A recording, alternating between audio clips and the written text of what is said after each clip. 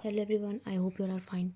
सो आज की इस वीडियो में हम कवर करने वाले हैं chapter number 26 of our game theory of unit number 4, which is our Bayesian Nash equilibrium and रेशनलाइजेबिलिटी।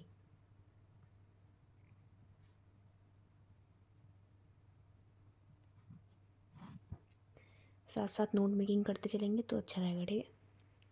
तो देखो, सबसे पहले आपको इस वीडियो को देखने से पहले आपको 24 चैप्टर की वीडियो देखनी चाहिए, क्योंकि मैंने उसमें वहाँ पर बता रखा था कि किस तरीके से हम एक्सटेंसिव फॉर्म गेम से नॉर्मल फॉर्म गेम पे आते हैं। So with the help of that we will be seeing here कि किस तरीके से हम यहाँ पर अपनी अप्रोच रखेंगे towards the Bayesian Nash equilibrium. So Bayesian-Nash equilibrium की हेल्प से हम अगर एक रेशनलाइजेबल सेट निकालना चाहते हैं जैसे कि चैप्टर का नाम भी है, तो हम किस तरीके से निकालते हैं, ठीक है। सो बेसियन-नैश इक्विलिब्रियम का जो सेट होता है, बेसियन-नैश इक्विलिब्रियम का जो सेट होता है उसे हम रेशनलाइजेबल सेट भी कहते हैं। क्यों कहते हैं? क्योंकि हम यहाँ पर इसमें दो मेथड्स के बारे में पढ़ेंगे कि बेसियन-नैश फॉर्म एंड रेशनलाइजेबिलिटी। तो उसमें हम क्या पढ़ेंगे कि इसमें दो तरीके के फॉर्म्स हमारे हो सकते हैं, ठीक है। सो फर्स्ट फॉर्म तो होता है जिसमें हम अपना फर्स्ट मेथड करेंगे। सिंपली हम यहाँ पर we will use the dominated and the dominant strategies, ठीक है, to find out the Bayesian Nash equilibrium. And in the second we will use the best response, ठीक है, और the derivative portion. Okay, so if we talk about this part, then what will be observe here कि हम यहाँ पर एक हमारा dominated strategy की हेल्प से जो भी प्लेयर 1 या फिर प्लेयर 2 के पे ऑफ्स हैं, जो उनको कम पे ऑफ दे रहे होंगे, we will eliminate those payoffs, ठीक है। And we will then arrive to the Bayesian Nash equilibrium which will be the rationalisable set of the Nash equilibrium, ठीक है। सो ये हम यहाँ पर इस चैप्टर में देखने वाले हैं। सो अगर हम बात करें हमारे फर्स्ट पार्ट की कि हमें ये दो मेथड्स हैं, तो हम इन दोनों मेथड्स पे एक एक करके आएंगे। इस चैप्टर में बस यही है और कुछ खास नहीं है, ठीक है। एंड अब आई होप कि अगर ये वीडियो आप देखेंगे तो इससे आपको अच्छे से क्लियर हो जाएगा। सो अब जल्दी से आते हैं। तो मैं यहाँ पर एक एग्जांपल के लिए, सपोज़ करो ये आपका बुक में ही गिवन है। देखो, बुक में आपको इस तरीके का एक्सटेंसिव फॉर्म गेम गिवन है एंड इसकी नॉर्मल फॉर्म आपको बना के दे रखी है। सो इस तरीके के क्वेश्चन में आपको क्या दिया जा सकता है, अब आपको पहले स्टेटमेंट दी जा सकती हैं, उससे आपको एक्सटेंसिव फॉर्म निकालनी है। वो मैंने 24 चैप्टर में बता दी थी कि किस तरीके से आप एक्सटेंसिव फॉर्म किसी भी स्टेटमेंट वाले क्वेश्चन से निकाल सकते हैं और उसको इस तरीके के डायग्राम में ड्रॉ कर सकते हैं। आप अगर इस डायग्राम को ऐसे देखना चाहें तो ऐसे करके देख सकते हैं, ये ज़्यादा ईजी रहता है, ठीक है। एंड इस डायग्राम की हेल्प से हमें क्या बनाना है, नॉर्मल फॉर्म गेम निकालना है, ठीक है। Normal form game extensive form से कैसे निकलता है ये भी मैंने 24 चैप्टर में बता दिया था। तो हम ये सिंपली यहाँ पर नॉर्मल फॉर्म गेम यहाँ पर मैं यहाँ पे कॉपी कर रही हूँ, ठीक है। तो मैंने यहाँ पर 1 की जो हमारी स्ट्रैटेजी प्रोफाइल थी एंड 2 की जो भी स्ट्रैटेजीज़ थी वो मैंने यहाँ पे लिख दी है। मैं यहाँ पे इनको पे ऑफ लिख रही हूँ, जो वही सिंपल बुक में ही गिवन है। एक्सटेंसिव फॉर्म गेम से हमें नॉर्मल फॉर्म गेम में ये बना के दिया हुआ है, ठीक है। तो हम उसी का ही यहाँ पर यूज़ कर रहे हैं। हम यहाँ पर कोई ऐसा स्पेशल क्रिएट कुछ नहीं कर रहे। अब इससे हम क्या निकालेंगे, हम इससे निकालेंगे रेशनलाइजेबल सेट या फिर बेसियन-नैश इक्विलिब्रियम, ठीक है। सो रेशनलाइजेबल सेट निकालने के लिए जो कि बेसियन-नैश इक्विलिब्रियम को फॉलो करता है, ठीक है। सो उसको हम कैसे निकालेंगे, यहाँ पे देखो, सबसे पहले हम यहाँ देखेंगे डोमिनेंट या फिर डोमिनेटेड स्ट्रैटेजी। डोमिनेटेड स्ट्रैटेजी देखेंगे, प्लेयर 1 की देखेंगे कि प्लेयर डोमिनेटेड स्ट्रैटेजी कैसे निकालते हैं। प्लेयर 2 कुछ भी चल रहा हो, प्लेयर 1 को फ़र्क नहीं पड़ता, वो अपना बेस्ट एक्शन चलेगा, ठीक है। प्लेयर 2 के पास दो ऑप्शन है, या तो वो सी चले या फिर डी, लेकिन 1 को उससे कोई मतलब नहीं, वो कुछ भी चले, ठीक है। तो यानी कि जब भी हम 1 के पे ऑफ्स देखेंगे तो हम इस तरीके से यहाँ पे देख रहे होंगे डोमिनेटेड स्ट्रैटेजी में।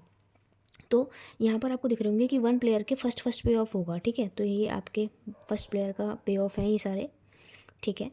सो अब आपको दिख रहा होगा, देखो अगर हम इन दोनों को कंपेयर करें, ठीक है, प्लेयर 1 के इन दोनों को कंपेयर करें, हमें नहीं पता, हमें नहीं मतलब कि 2 क्या चल रहा है, बस अभी इन दोनों को कंपेयर करते हैं। यहाँ पर जो 1 प्लेयर है वो उसको यहाँ पर 10 पे ऑफ मिल रहा है एंड यहाँ पर 4, यहाँ पर 8 मिल रहा है एंड यहाँ पर 3। मतलब अगर इस लाइन का पे ऑफ देखें तो वो इस कंपेरिजन टू दिस लाइन इस लाइन का पे ऑफ इस लाइन के कंपैरिजन में ज़्यादा है। मतलब वन प्लेयर को इस लाइन में यानी ये वाले एक्शन को खेलने से ज़्यादा पे ऑफ मिल रहा है, no matter what two is playing, but उसको यहाँ पर ज़्यादा पे ऑफ मिल रहा है, यहाँ पे 10 यहाँ पे 4 as compare to this line. क्योंकि अगर वो इस लाइन को खेलेगा तो उसको 8 मिलेगा यहाँ पर एंड यहाँ पे 3, लेकिन इस लाइन को खेलने से यानी इस एक्शन को खेलने से उसको यहाँ पर 10 मिल रहा है जो कि 8 से ज़्यादा है एंड यहाँ पर 4 मिल रहा है जो कि 3 से ज़्यादा है। इट मीन्स कि यहाँ पर ये लाइन वो एलिमिनेट कर सकता है एंड ये एक्शन वो नहीं चलेगा, तो यहाँ पे कट। इतना समझ में आया होगा। यानी कि अब क्या क्या हमारी मैट्रिक्स बनेगी, अब मैट्रिक्स हमारी रह गई ये। अब ये जो एक्शन है, ये स्ट्रेटजी प्रोफाइल जो है 1 की वो हट गई। अब देखते हैं कि ऐसा कुछ और उसमें भी हो रहा है। अब इन दोनों को कंपेयर करते हैं। यहाँ पे उसको 10 मिल रहा है, यहाँ 4, ये वाला ज़्यादा है, यहाँ पे 4 मिल रहा है, यहाँ पे 5, ये वाला ज़्यादा है।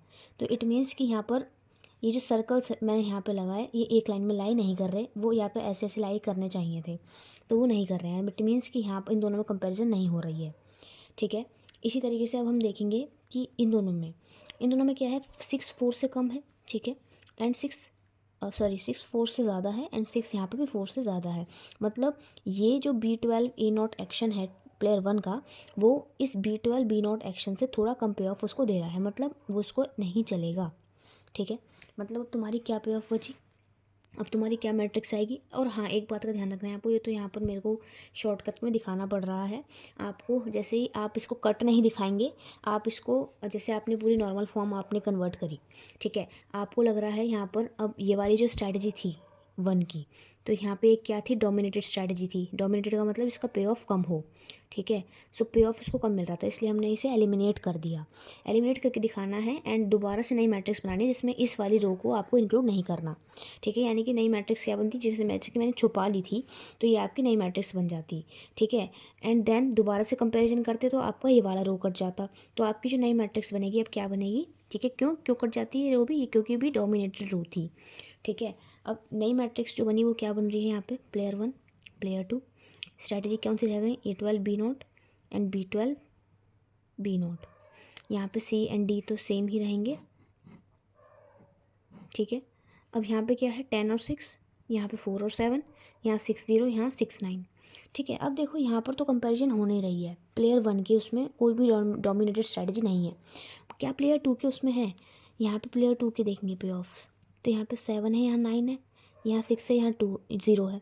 यानी कि यहाँ पे प्लेयर 2 को कम पे ऑफ मिल रहा है इस वाले C वाले एक्शन में। C वाला एक्शन ऐसे देखेंगे, प्लेयर 1 का ऐसे ऐसे देख रहे थे, प्लेयर 2 की ऐसे देखेंगे, ठीक है। तो यहाँ पे ये 6 7 से कम है एंड 0 9 से कम है ऑब्वियसली, यानी कि ये हमारा कट जाएगा, ठीक है। यानी कि अब दोबारा से न्यू फॉर्म क्या बन गई, 1 A12 B0 B12 B0, second का C तो हट गया, खाली D ही बचा, उसमें क्या हो गया 4 7 एंड 6 9। अब प्लेयर 1 की देख लेंगे, प्लेयर 1 को यहाँ पे कम पे ऑफ मिल रहा है एंड यहाँ पे ज़्यादा मिल रहा है, यानी कि प्लेयर 1 कभी ये नहीं चलेगा।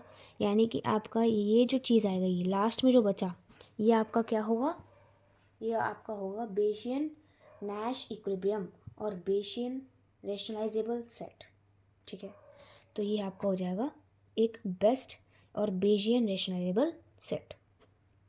आई होप आपको ये चीज़ अच्छे से समझ में आई होगी, ठीक है। Now moving forward to this second type. Second type में वो क्या कहता है, देखो मैं बुक का एग्जांपल ले रही हूँ ताकि जब आप रीडिंग्स को रेफ़र करो तो बुक की जो थ्योरी है वो आपको समझ में आ जाए, ठीक है। देखो अब यहाँ पर क्या है कि यहाँ पे suppose that the demand is given, तो यहाँ पे कॉर्नर डुओपोली गेम है जिसमें आपका डिमांड फंक्शन दे रखा है, जहाँ पे क्वांटिटी दे रखी है फर्म 1। अब यहाँ पे जो कैपिटल क्यू है ना, वो आपका फर्म 1 की क्वांटिटी एंड फर्म 2 की क्वांटिटी दोनों को मिला के बना है, यानी capital Q is equal to small Q1 plus small Q2, ठीक है। तो यहाँ पर क्या है कि फर्म 1 जो है वो क्या सिलेक्ट कर रहा है, क्वांटिटी Q1 एंड उसकी जो कॉस्ट लग रही है वो 0 कॉस्ट है, ठीक है। मैंने यहाँ पे मैट्रिक्स की फॉर्म में भी दिखा रखा है, फर्म 1 की क्वांटिटी Q1 है एंड उसकी कॉस्ट 0 है एंड फर्म 2 को क्या है, उसको प्राइवेट इन्फॉर्मेशन है जो नेचर ने सेलेक्ट करी है। नेचर कैसे सेलेक्ट करता है, होलो डॉट से, कि वो यहाँ पर क्या सिलेक्ट करा है नेचर ने, with probability 1/2 firm 2 produces 0 cost, ठीक है। फर्म 2 प्रोड्यूसेस 0 कॉस्ट, ठीक है, and with probability 1/2 firm 2 produces marginal cost of 4। मतलब जब वो, उसके पास दो ऑप्शन है, या तो वो क्वांटिटी प्रोड्यूस करे with high cost, quantity produced with high cost, या फिर वो क्वांटिटी प्रोड्यूस करे लो कॉस्ट। अगर हाई कॉस्ट है तो उसकी मार्जिनल कॉस्ट कितनी लग रही है 4, एंड अगर लो कॉस्ट है तो उसकी मार्जिनल कॉस्ट कितनी लग रही है 0। ठीक है, इस तरीके से हम यहाँ पे इसको डिफाइन करेंगे। तो बस यहाँ पे बस यही बोला है कि firm 1 denotes only the probability. हाँ, प्रोबेबिलिटी तो हाफ दे ही रखी है। तो अब क्या करना है, अब सिंपली इसका हमें निकालना है बेशियन नैश इक्विलिब्रियम। ठीक है, बेशियन नैश इक्विलिब्रियम हमें इसका निकालना है।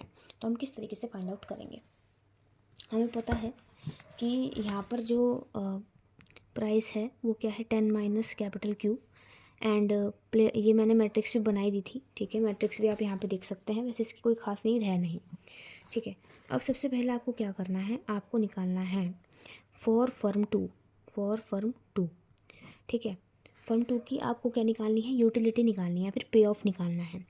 पे ऑफ निकालने के लिए देखो फर्म 2 के पास क्या ऑप्शन थे, या तो वो क्वांटिटी प्रोड्यूस करे विद लो कॉस्ट या फिर क्वांटिटी प्रोड्यूस करे विद हाई कॉस्ट। तो दोनों केसेस में उसकी यूटिलिटी निकलेगी।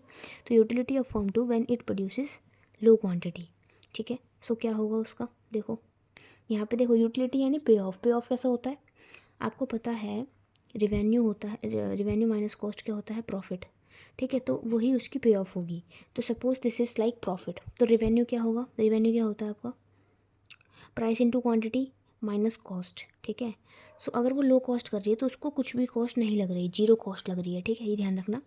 तो 10 माइनस Q1, मैंने आपको पहले ही बताया था कैपिटल Q को हम ऐसे लिख सकते हैं, एंड प्लस Q2 की जगह हम यहाँ पे जैसे माइनस ही हो रहा है, वो तो ऑफकोर्स ही बात है। ठीक है, क्योंकि फंक्शन ही माइनस का है, तो माइनस Q2L। ठीक है, माइनस कॉमन लोगे तो आपका यही आ जाएगा Q1 प्लस Q2 वाला। ठीक है, तो ये क्या हो गया आपका P। ठीक है, ये तो हो गया पूरा P इंटू क्यू किसका, ये लो वाला हम बात कर रहे हैं, तो लो माइनस कॉस्ट तो 0 है, तो यहाँ पे कुछ लिखेंगे नहीं, तो ये तो आपका क्या आ गया, ये आ गया आपका U2L।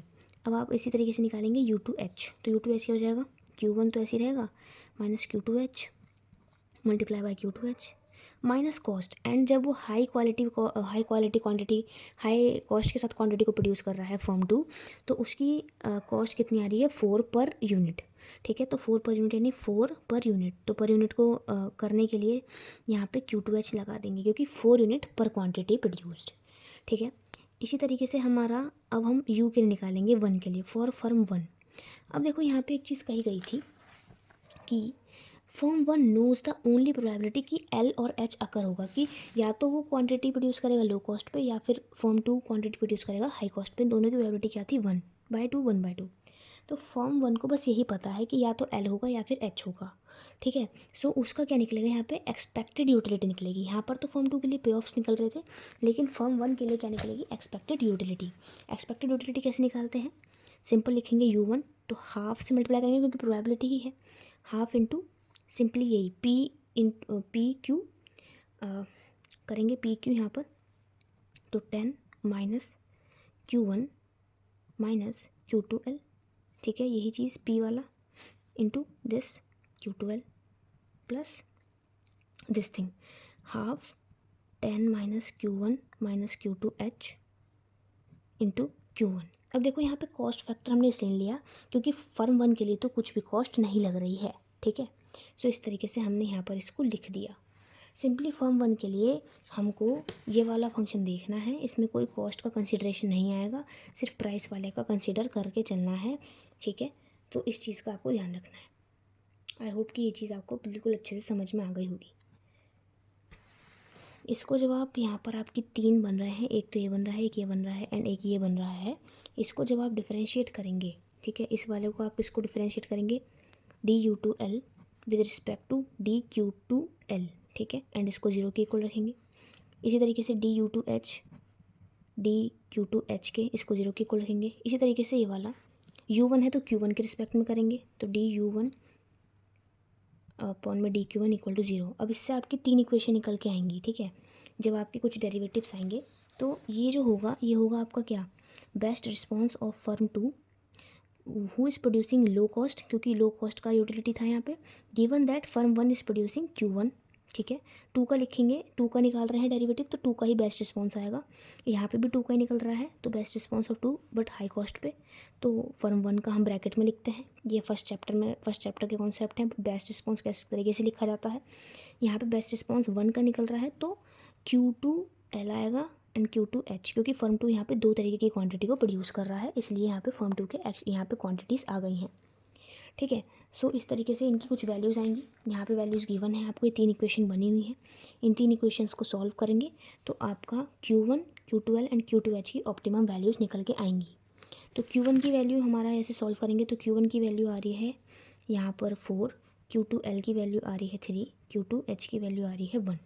तो ये आपके ऐसे पॉइंट्स हैं, यानी कि जब हमारा फर्म 1 फोर क्वांटिटी प्रोड्यूस करेगी एंड फर्म 2 हमारी 3 क्वांटिटी प्रोड्यूस करेगी with low cost, and firm 2 high cost के साथ एक क्वांटिटी को प्रोड्यूस करेगी, तो ये आपका क्या हो गया, बेजियन नैश इक्विलिब्रियम।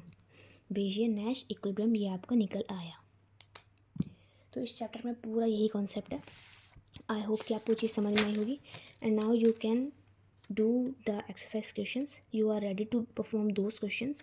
ठीक है, and if you also want the back exercise solutions, the comprehensive notes of these chapters of game theory, then you can contact on the given WhatsApp number. So share this video to your friends and subscribe my channel for these type of videos.